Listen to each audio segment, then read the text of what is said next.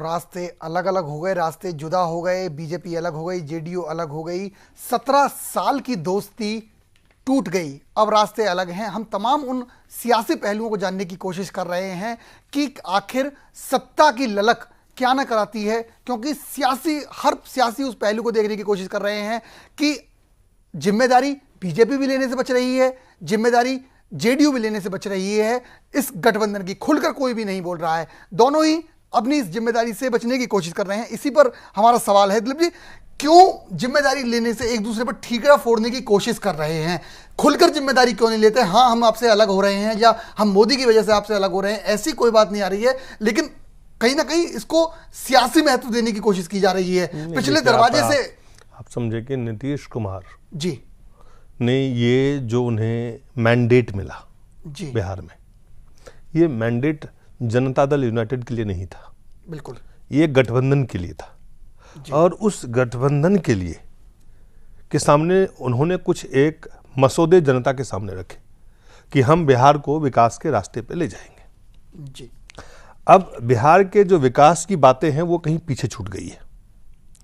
नीतीश कुमार बिहार की विकास की बात तो करते हैं, लेकिन बिहार के विकास की बात करते करते उनकी जो अपनी सियासी महत्वाकांक्षा है उसको वो प्राथमिकता दे रहे हैं। अब वो कैसे बताएंगे जाके बिहार की जनता को कि ये जो गठबंधन था वहाँ पे तो कोई समस्या नहीं थी। अगर बिहार में देखें तो अगर ये गठबंधन किसी भी तरह से था तो मैं सिर्फ और सिर्फ इसलिए था कि आप एक बिहार को अच्छा प्रशासन दें, बिहार को अच्छी व्यवस्था दें, बिहार में विकास करें।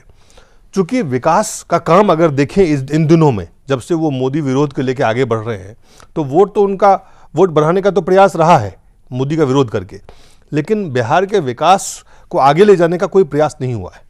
बिहार में विकास के नाम पे अगर देखें तो कोई, अगर कहेंगे लॉ एंड ऑर्डर आया तो हाँ, लॉ एंड ऑर्डर बेहतर हुआ, कहेंगे आप वहाँ पे सड़कें बनी तो हाँ, सड़कें पहले से बेहतर हुई, लेकिन कोई कल कारखाने लगे तो नहीं लगे। क्या वहाँ वाकई कोई इंडस्ट्री लगा? तो नहीं लगा। क्या वाकई कोई वहाँ इन्वेस्टमेंट बाहर से पूंजी लगी या विदेशी देशी? वो भी नहीं हुआ।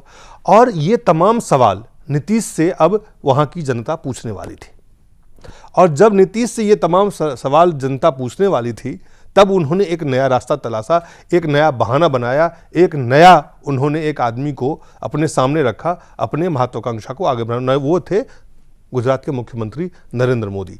और आज वो जनता को ये नहीं बता पा रहे हैं या नहीं बताएंगे, जैसे आज उनका, अगर आपने सुना कि इसके लिए सबसे बड़ी बात है कि इसके लिए बीजेपी जिम्मेदार है, तो ये तो बताएं कि कैसे बीजेपी जिम्मेदार है। बिल्कुल, वो नहीं बता रहे हैं, लेकिन ठीकरा जरूर बीजेपी पे फोड़ रहे हैं। उसके पीछे दो कारण हैं। उसके पीछे कारण है एक कि वो कैसे जवाब देंगे लोगों को कि उन्होंने क्यों तोड़ा। इसलिए कहते हैं कि हमने नहीं तोड़ा, बीजेपी ने तोड़ा, तो इसका जवाब बीजेपी को देना पड़े। उनको आपने किया, हमने नहीं। हाँ, तो ये अपनी बात, चूंकि उनके पास जवाब नहीं है, ये जब सवाल उनसे पूछे जाएंगे तो उनका सीधा जवाब उनके पास कभी नहीं होगा, तो वो कहेंगे ये तो बीजेपी के कारणों से हुआ है, आप बीजेपी से पूछिए। तो बहुत ही जिस बातों को उन्होंने, दूसरी बात जो उन्होंने इसके आगे जिक्र किया कि ये बुनियादी सिद्धांतों से समझौता नहीं करेंगे। अब बुनियादी सिद्धांत उनके कौन से हैं जी? अगर कोई सिद्धांत एक था जेडीयू और बीजेपी गठबंधन के पीछे, जिसे बिहार के लोगों ने समर्थन दिया, वोट दिया, तो वो था बिहार का विकास। अब बिहार के विकास पे आप लगातार, अगर आप देखें, आप आंकड़े से, चूंकि वहां पे कुछ नहीं हो रहा था इसलिए आंकड़े कुछ बेहतर दिख रहे हो, लेकिन विकास की जो कुछ पैमाने होते हैं, चाहे इंडस्ट्री हो, चाहे एग्रीकल्चर हो, चाहे तमाम चीजें हो, उसमें आप कहां जा रहे थे? तो इसलिए नीतीश कुमार के लिए ये दोनों सवाल का जवाब देना, सिद्धांत की बात अगर करेंगे तो हमें कम्युनलिज्म और सेकुलरिज्म की बात करेंगे। कम्युनलिज्म की बात करने में फिर लोग उनसे पूछेंगे लालकृष्ण आडवाणी आपके लिए कैसे सेकुलर हो गए, मोदी कैसे कम्युनल हो गए? तो उस किसी तरह से एक है कि किसी भी तरह से, चूंकि वोट का मुद्दा, एक आदमी है जिससे मैंने पहले कहा कि एक समुदाय उसे उन्हें पसंद नहीं करता है, उसका फायदा उठाने का वो पूरी प्रयास कर रहे हैं। अब है जंगल राज तो बिहार से खत्म हुआ, लेकिन वाकई विकास उतना नहीं हुआ जितना जनता ने उनको मौका दिया। जिस तरह से उनकी सरकार जो है चल रही है, पहले भी उनकी सरकार थी, अब दोबारा उनकी सरकार बनी थी, तो क्या विकास के आंकड़े क्योंकि दिखाई नहीं दे रहे थे, उसको गोल मोल करने के लिए एक दूसरा एजेंडा पकड़ लिया गया? बिल्कुल हितेश, अगर दिलीप जी ने जो बातें कही उसमें 100% वही बात एक तरफ से मैं भी कहूँगा, क्योंकि साफ तौर पर जब भी बुनियादी मुद्दों पर अगर आप खड़े नहीं उतरते हैं तो आपके पास इसी तरह के मुद्दे होते हैं जिससे जनता का मन भटके। तो साफ तौर पर सबसे महत्वपूर्ण मुद्दा वहाँ है।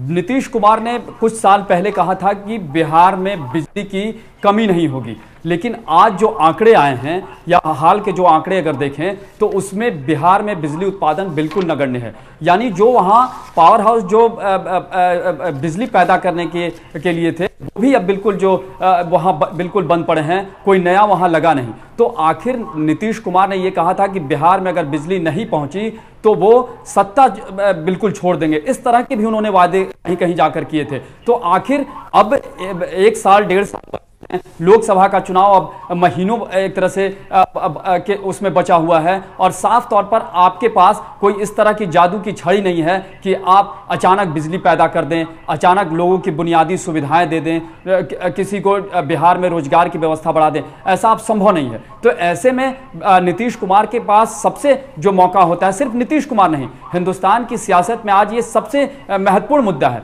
कि देश भर में जो जनता के बुनियादी मुद्दे हैं उनसे अगर ध्यान भटकाना है तो आप इस तरह के जाति और संप्रदाय संबंधी मुद्दों को आगे लाए। अपने आप जो है जनता विकास को भूलकर और कहीं ना कहीं एक तरह से सांप्रदायिकता के नाम पर, जाति पात के नाम पर वोट करेगी। तो नीतीश कुमार की सोच भी बिल्कुल यही है, क्योंकि उनसे सबसे पहले जो जवाब अगर देश की माफ कीजिएगा बिहार की जनता मांगेगी तो वो बिजली पर मांगेगी, और बिजली की स्थिति इस समय बहुत बुरी है। तो साफ तौर पर जो नीतीश ने जो दाव चला है उसके पीछे कहीं ना कहीं सबसे बड़ी जो सियासत है वो यही है।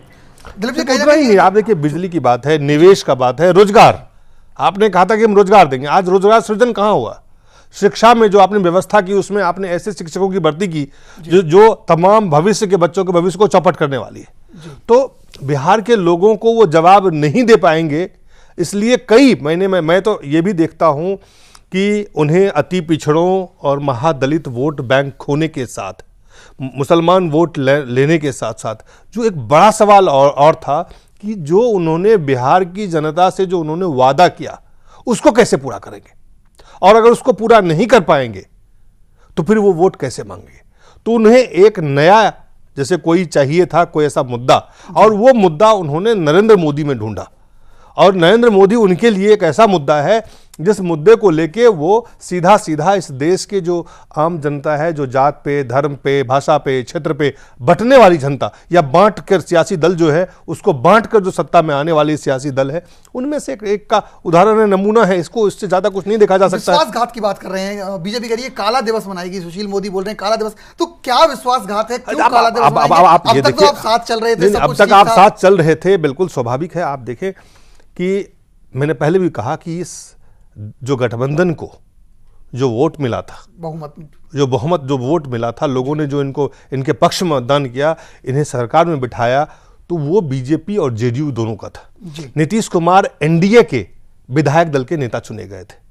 तो एक बात तो अगर देखें तो बिल्कुल, अगर नैतिकता की बात नीतीश जी करते हैं, सिद्धांत की बात नीतीश जी करते हैं, तो उन्हें इस्तीफा दे के फिर से लेना चाहिए था उन्हें मैंडेट, इसमें कहीं दो राय नहीं है। उन्हें इस्तीफा तो कम से कम इतना तो बनता था कि अगर आप एनडीए के विधायक दल के नेता थे तो उसके रूप में पहले आप इस्तीफा देते। बिल्कुल, ये बात तो वो बात उन्होंने नरेंद्र मोदी के बहाने जो उन्होंने किया है। तो सुशील मोदी ने इसलिए कहा कि ये काला दिवस इसलिए है कि जो जनता का विश्वास था उसको आपने तोड़ा है। तो जो नीतीश कुमार बीजेपी के ऊपर वार कर रहे थे कि आपके कारण हमने तोड़ा है, तो वो सुशील कुमार मोदी उनको वापस कर रहे थे कि आपने इसको तोड़ा है, इसलिए काला दिवस है। आपने जनता के विश्वास को तोड़ा है, आपने बीजेपी के विश्वास को तोड़ा है, आपने राज्य के लिए जो वादा किया था उसको तोड़ा है, इसलिए विश्वासघात, और इसको हम काला दिवस के रूप में मनाएंगे। यह महत्वपूर्ण बात है। लेकिन जो उससे भी बड़ी बात है, लगातार इस बात के कयास लगाए जा रहे थे कि क्या जेडीयू में टूट होगी, क्या बीजेपी में टूट होगी। मुझे लगता है कि जेडीयू के सांसद, जेडीयू के विधायक, कई सारे विधायकों की मेरी बात हुई, सांसदों से मेरी बात हुई, वो तमाम लोग नीतीश के इस फैसले से नाराज हैं। वो तमाम जानते हैं कि इस फैसले से सीधा जो चुनावी जो लोग चुनाव लड़ते हैं, उनका कई ऐसे सांसद थे जिनका मानना था आरसीपी सिन्हा अधिकारी थे, उन्हें राज्यसभा में लाया गया। शिवानंद तिवारी वो चलते फिरते रहते हैं, राजनेता है कि जब जो सत्ता में पार्टी होती है उनके साथ वो हो जाते हैं जी। उनके लिए वो गुणगान करते हैं जी। उसके बाद एनके सिंह, जिन्हें वो पहले ब्यूरोक्रेट थे, वो लाए गए। इस तरह के कई रजक थे, आरजेडी में थे, कई सारे लोग थे। तो उनका मानना है कि ये जो लोग हैं जो राज्यसभा में हैं, नीतीश कुमार के इर्द गिर्द हैं, पीके शाही हैं, इस तरह के लोग जो हैं ज़मीनी हकीकत को नहीं समझ रहे हैं और ये लोग और नीतीश जी जो अभी चाह रहे हैं उनके हाँ में हाँ वो मिला रहे हैं। लेकिन बात वहाँ नहीं आके रुकती है। जो सबसे महत्वपूर्ण बात है कि 19 तारीख को जब वो विश्वास मत प्राप्त करेंगे तो जाहिर है बीजेपी उनके विरोध में करेगी, लेकिन आरजेडी, कांग्रेस, ये तमाम दल हैं ऐसे 22 सीट है, आरजेडी क्या करेगी? क्या बीजेपी के जो विश्वास मत के विरोध में वोट करेगी उसके पक्ष में आरजेडी वोट करेगी या नीतीश के विरोध में वोट करेगी? ये कई अहम सवाल छोटे छोटे होंगे। लेकिन एक बात मैं आपसे पूछना चाहूंगा, क्योंकि ये मेरा का भी सवाल है कि जब महाराजगंज उपचुनाव हारे नीतीश कुमार, तब बीजेपी के नेताओं में कॉन्फिडेंस दिख रहा था, एक उत्साह दिख रहा था कि देखिए इससे सबक लेने की जरूरत है। लेकिन अब हो तो उल्टा गया, सबक उन्होंने तो नहीं लिया, उल्टा उनको छोड़कर चले गए। वो किस आधार पर बीजेपी के नेता कह रहे थे कि हमने साथ नहीं दिया इसलिए आप हार गए थे? नहीं, सबक लेने की जरूरत है, उसमें बहुत ही स्वाभाविक। नीतीश कुमार वहाँ पे महाराजगंज चुनाव में नीतीश कुमार ने क्या बयान दिया? उन्होंने कहा ये तो हमारी सीट थी ही नहीं जी, ये सीट विपक्ष के पास थी। आप ये देखिए कि वहाँ से वो एक ऐसा चुनाव था जिसमें कि बहुत साफ साफ दिख रहा है, बहुत साफ साफ दोनों दलों को दिख रहा था कि अब ये रास्ते, उससे पहले चूंकि मोदी को लेके कई महीनों से विवाद चल रहा है और मोदी बीजेपी का विकल्प है, बीजेपी के लिए विकल्प है, बीजेपी के लिए और कोई विकल्प नहीं है। और नीतीश कुमार मोदी के नाम से अपने तमाम जो उनकी खामियां थी बिहार में उसको छुपा सकते थे, उसका ठीकरा वो बीजेपी पे फोड़ सकते हैं और अपने वोट बैंक में इजाफा कर सकते हैं। एक बात उन्होंने कही आज, सुशील मोदी ने इंपॉर्टेंट बात कही थी कि एक पिछड़े को प्रधानमंत्री बनने से रोक रहे हैं, तो सीधा सीधा नीतीश पर अटैक किया गया है। नहीं, नीतीश और शरद जी, नीतीश, शरद, लालू, तमाम लोगों पे ये जो देखिए, आप देखिए कि पासवान हो, शरद यादव हो, मुलायम सिंह यादव हो, मायावती हो, तमाम देश में जो राजनीतिक है, सियासत है, नीतीश कुमार ने ये काम तो कर लिया, फैसला तो कर लिया, लेकिन सुशील मोदी ने जिस राग को आज अलापा है, जिस राग को आज छेड़ा है, उसका धुन कहाँ कहाँ और सुनाई देगा इसको आपको देखना पड़ेगा। लेकिन बिहार में लालू प्रसाद यादव के लिए, नीतीश कुमार के लिए, रामविलास पासवान के लिए, कई ऐसे जो वहां पे चूंकि अति पिछड़ा जो नीतीश कुमार ने बनाया है, उस अति पिछड़ा के चैंपियन अब पिछड़ा को रोकने के लिए राजनीति कर रहे हैं, सियासत कर रहे हैं। उसके रोकने के लिए वो कांग्रेस के साथ हाथ मिला रहे हैं या वो पिछड़ा विरोधी हैं, वो दलित विरोधी हैं।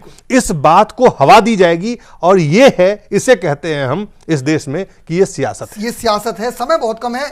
अबे आपसे पूछना चाहूंगा कि मोदी के लिए जेडीयू ने काम और आसान कर दिया है क्या? देखिए, ये तो वक्त बताएगा, लेकिन ये जरूर है कि साफ तौर पर अगर देखा जाए तो जदयू यानी वो बीजेपी तक सीमित है, माफ कीजिएगा वो बिहार तक सीमित है, लेकिन बीजेपी को बहुत ब्रॉड स्तर पर देखना, उसे पूरे भारत पर देखना था। इसलिए उसने मोदी को बिल्कुल अल्टीमेट एकदम माना और उसके लिए किसी भी तरह से कोई भी समझौता करने के लिए वो जदयू से तैयार नहीं हुई। और साफ तौर पर अगर देखा जाए तो जदयू को भी एक तरह से उसने भी मौका दिया कि वो दिसंबर तक इसकी मोहलत दे सकते हैं। बीच में बहुत सारे मसले आए, लेकिन गोवा में जो घटना घटी या एक तरह से देखा जाए तो बीजेपी के लिए वो बहुत बदलाव की एक तरह से उस पर एक मुहर थी और उस मुहर को शायद सबसे अधिक मुश्किल जो था नीतीश ने उसे माना, क्योंकि साफ तौर पर बीजेपी के लिए एक बिहार राज्य को वो सिर्फ इतना तवज्जो नहीं दे सकती, क्योंकि साफ तौर पर उसने बड़े स्तर पर उसने अब आपको रोकूंगा, आपसे इस बात का जवाब चाहूंगा कि जिस तरह से अब ये शायद साफ हो गया है कि मोदी के मामले में बीजेपी अब नहीं रुकने वाली है, क्योंकि ये बात गोवा में और गोवा से पहले भी साफ थी। आज देखें, बीजेपी के पास कोई ऐसा नेता नहीं है जिनका अपील जम्मू कश्मीर से लेकर कन्याकुमारी तक किसी न किसी, चाहे वो विवाद के कारण हो, या आप उन्हें नहीं लाइक करते हो,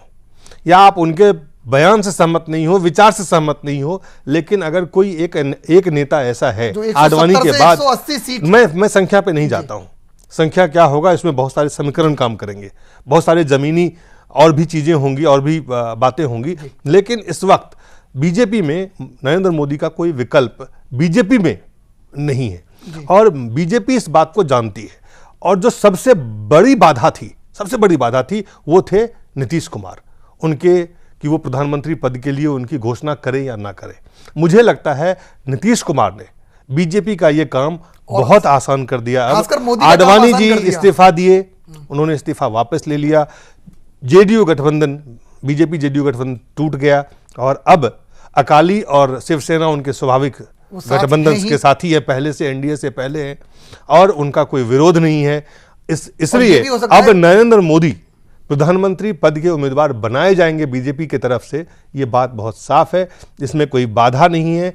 अब उसके परिणाम क्या होंगे, बीजेपी को कितनी सीटें मिलेंगी, 20 की भरपाई बीजेपी को कैसे भी करनी है। सवाल 20 के, ये 20 के लिए नहीं है। आप ये माने कि ये 20 बिहार के 40 सीटों के लिए नहीं है।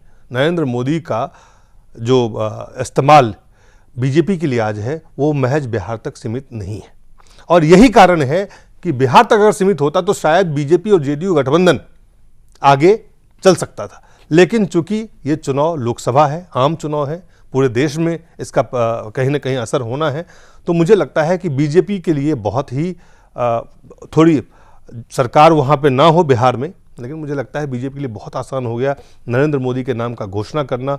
और नीतीश के लिए अब चुनौती होगी कि अब तक उनके कार्यकर्ता उनके साथ नहीं है, उनके विधायक उनके साथ नहीं है, उनके जो सांसद है वो साथ नहीं है, उनसे तमाम लोग खफा है। तो नीतीश की जो शैली है उसमें बदलाव करके उस चुनौती से कैसे निपटेंगे, वो नीतीश के लिए चुनौती है। और नरेंद्र मोदी के लिए अब चुनौती बढ़ गया है कि अब तक उनके जो विरोध करने वाले थे वो अब समाप्त हो गए हैं।